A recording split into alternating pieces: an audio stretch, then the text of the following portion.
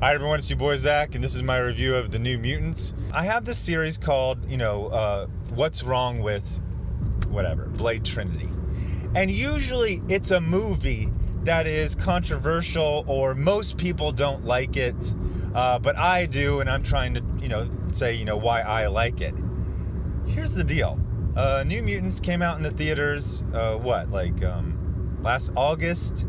I think it came out digital in one version, like pay-per-view, a couple months ago, and some people saw it. But now it's out on, I think, HBO Max. Yeah, I think that's what it is. And you can also buy it on Amazon Prime, but it comes with the HBO Max package. And it's not this huge thing like people are freaking out, but like every single person who has seen it in the last 2 weeks since it went on HBO Max or Amazon Prime, they're all like, this is good. This is a good movie. And the thing is, the reviews were terrible. And it wasn't just the reviews. It was like every single bit of coverage since the movie was essentially created, since before they started filming it. So I'm starting to feel like this is a work. I think there was some corporate shenanigans. I think there was people talking to their contacts in the media. Because I went back to read the reviews from, almost a year ago. And they are so over the top. Now, there are some issues with this movie. It's got some weirdness. One character essentially just washes dishes for like a third of his screen time. So that's a little weird. And I actually had to rewatch the final fight because I was like, did I not pay attention, or does one character essentially do nothing and then disappear? Yeah, one character essentially does nothing and then kind of disappears from the movie for like 5 minutes, and then they cut back to him. The over-the-top reaction to this, it doesn't feel organic. So The New Mutants is, part of the X-Men cinematic universe before Disney Marvel got a hold of it again. And the thing about this was that it was advertised as, more of a simple story. Essentially, it's not all inside, but it's all on one site. I guess there's an actual insane asylum in Maryland or something like that where they filmed it at. And it's all, a very limited cast, a little bit too limited in some ways, but it's good. It's just fine.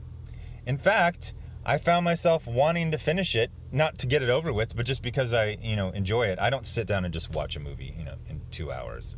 But I finished it, I believe, all in one night, which is pretty impressive, for me. So the story is, and the funny thing is, like, number one, it's made by someone who actually read the comics and knows them. Number two is, in some ways, it's actually an improvement on the comics, because they've had teenagers just, become, part of the X-Men basically right away. So then when they had the New Mutants in the comics, it was like, well, how come some people just get to skip straight to the X-Men and some people are in the New Mutants? Well, in this one, they're at this asylum, and the reason they're all there is that when they manifested their powers, they hurt people. Family, clergy, loved ones, a girlfriend, co-workers. So it makes sense that they would be confined to a facility. Now, it's a really odd facility that seems to have only one employee, but the scenario not only makes sense, but it's actually better than the comics. So the other thing I like about it is it's got all of the New Mutants I like, with none of the ones where you're just like, Karma. Nobody cares about Karma. Apparently she was in an early draft. So you have Danny Moonstar, Sunspot, Rain, or Ron as I always called her in my head, Magic, and Cannonball. And then you have Dr. Reyes from the Scott Lobdell era as the villain, kind of. This is a character that is later, kind of shown to be more villainous than she seems. It's, was it Alice Braga, who, she just exudes kindness. So even when she's doing something malevolent, I kept making up a backstory for her where it was like she was forced to do this, and, you know, her daughter's a mutant and her daughter is kidnapped, and they never really do that. You know, at the end, she's trying to murder kids and justifying it to herself.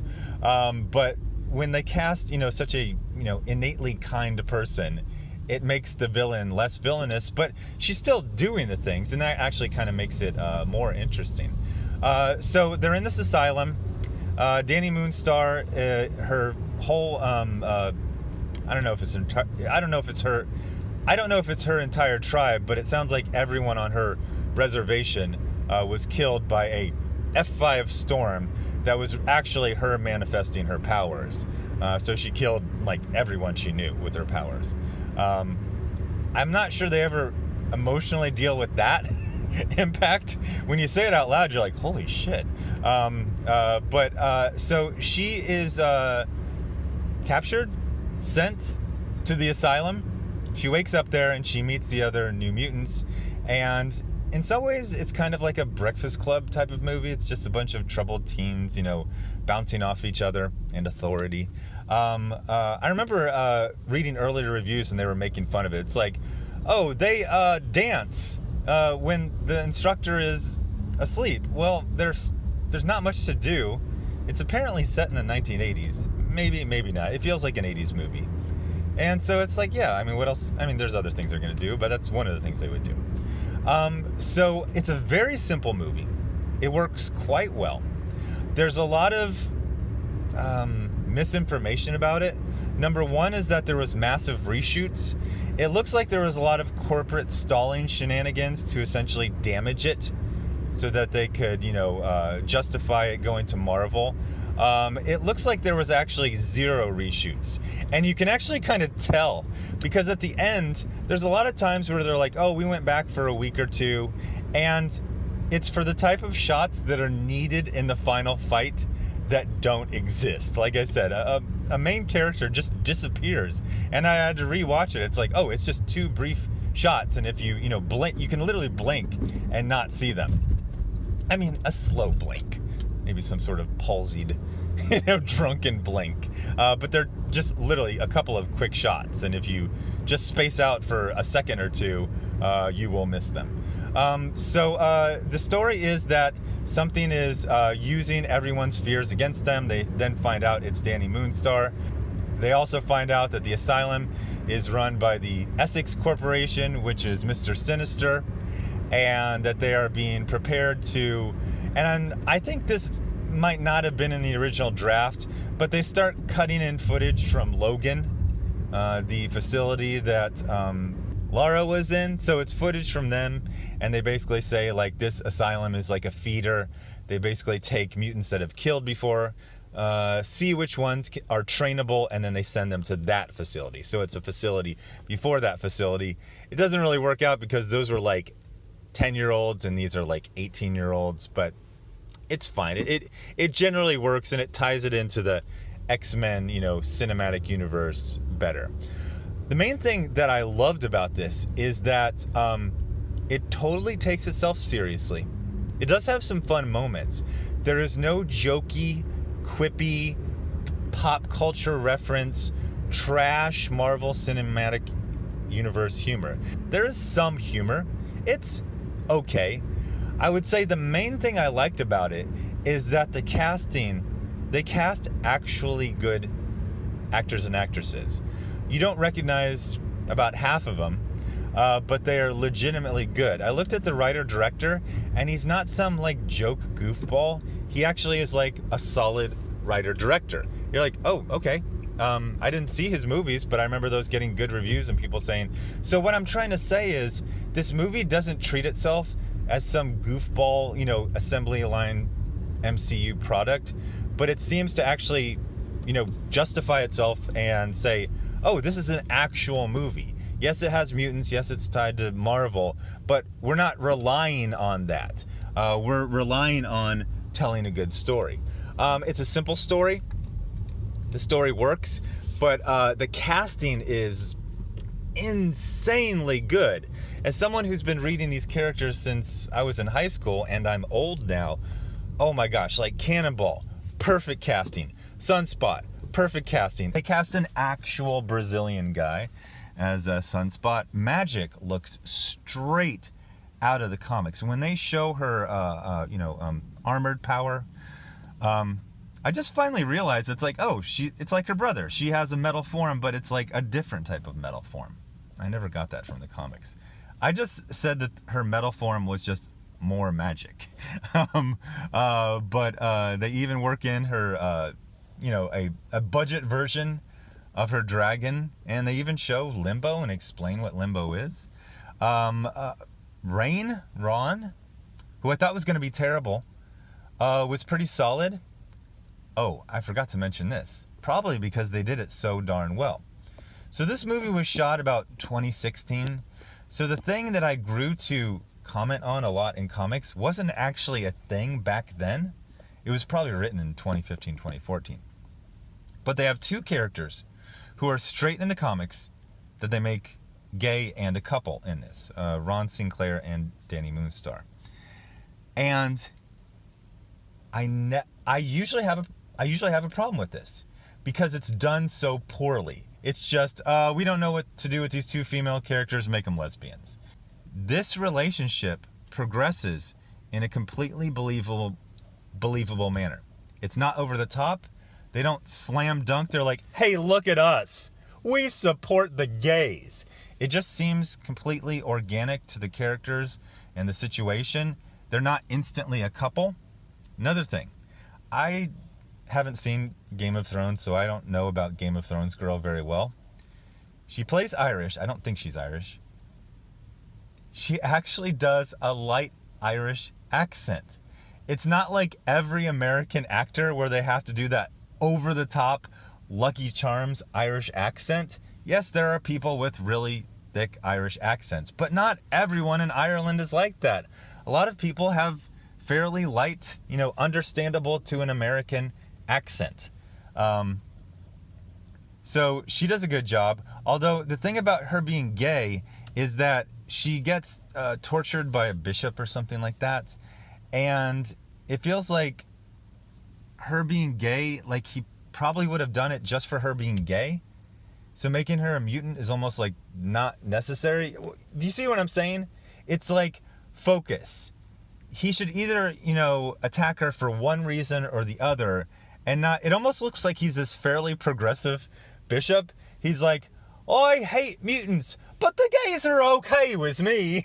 It's like, it kind of feels like something that in a final draft you go, okay, it doesn't really make sense. We should pick one or the other. They should say, oh, did he attack you because you're a mutant? And she's like, oh no, it's because I'm gay. He didn't know I was a mutant. In comics especially, lesbian relationships are so poorly written. This one was natural. This one felt natural in the story. It wasn't over the top. Great acting. All the acting was excellent. So they do eventually use their powers. The funny thing is that they're in a facility where you can literally have one line of dialogue and they say, they make us take pills and we can't control our powers very well. At one point they show Cannonball practicing, and I guess his, force field that he has in the comics, it either doesn't work or he hasn't learned how to use it or it's being tamped down. So he's got like a black eye, a broken arm. But at one point he's basically makes himself into a tetherball. It actually kind of works. There are a few points in the movie where the teenagers with superpowers are just running away from something and you're like, use your powers. And then like you kind of know like the budget will not allow them to use them as much, but like a few lines of dialogue, it's like, I'm trying, but it doesn't always work because of the pills they give us, or the injections they give us. So each person gets to use their powers pretty well at least once. Cannonball channelizes the enemy. That's, when you get them all in a hallway or you get them all in a doorway, and he just runs through these weird, creepy monsters and just destroys them all. That was pretty cool. Magik is just awesome. There's one point where she's like slowly transforming her arm and making the sword appear, and they just kind of linger on it. The effects are good, but it's just kind of cool to look at. Like it's a cool take on metal organic armor, whatever that is. And again, the actress doing magic and the writing for her, the way she looks, straight out of the comics. It's freaking amazing. Sunspot, I mean, when he transforms, he looks cool. He doesn't really do much at all. But the bear from the New Mutants, Danny Moonstar, the two bears, that looks great. And I especially like Dr. Reyes, Alicia Braga, fantastic actress. I think she probably made this character 5 times more interesting than it was in the script. Real depth to this character. I feel like she was being forced to do this. I don't think she was an actual villain. But definitely recommend. And usually when I say what's wrong, I try to, I did, comment on things that are wrong with this, but honestly, it just works. So all of the, stigma put upon it, honestly, I think it was corporate shenanigans to damage the property, to ease the transition of the Marvel Cinematic Universe, bringing in the X-Men mythos. Nothing wrong with it. Everyone I know who has watched it in the last few weeks has said, hey, this is good to very good. I think one person said okay, but this person usually says everything is terrible. So okay for them was like glowing praise. So anyway, go check it out. Pretty sure it was HBO Max where I saw it, which is weird because that's a lot of DC stuff there. I think it's also available, to pay for. I think it came out a couple months ago, but you had to pay like $19.99 to watch it. But now you can rent it for 24 hours for like $3.99. It's definitely worth it. It was really, really good. I wish we would have been able to see more of these characters. It ends where they escape. Sorry, spoilers. And they're definitely set up for, more adventures. And if they popped up in the... Here's the deal. If they pop up in the Marvel Cinematic Universe, it's just going to be them making, like, trash jokes about, like, Kaza and LimeWire. That MySpace joke in Iron Man 1 did not age well. Anyway, thanks for watching. Bye.